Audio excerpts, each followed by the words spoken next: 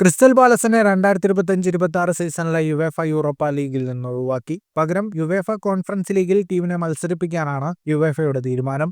ഇതിന് കാരണം ക്ലബിന്റെ ഓഹരി ഉടമകളിൽ ഒരാളായ ജോൺ ടെക്സ്റ്റർ യുവേഫയുടെ മൾട്ടി ക്ലബ് ഉടമസ്ഥത നിയമങ്ങൾ ലംഘിച്ചതാണ്.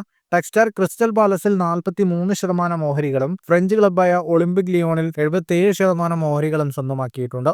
ഇരു ക്ലബ്ബുകളും യൂറോപ്പ ലീഗിന് യോഗ്യത നേടിയതിനാൽ യുവേഫയുടെ നിയമങ്ങൾ പ്രകാരം ഒരേ ഉടമസ്ഥതയിലുള്ള ക്ലബ്ബുകൾ ഒരേ യൂറോപ്യൻ മത്സരത്തിൽ പങ്കെടുക്കാൻ പാടില്ല.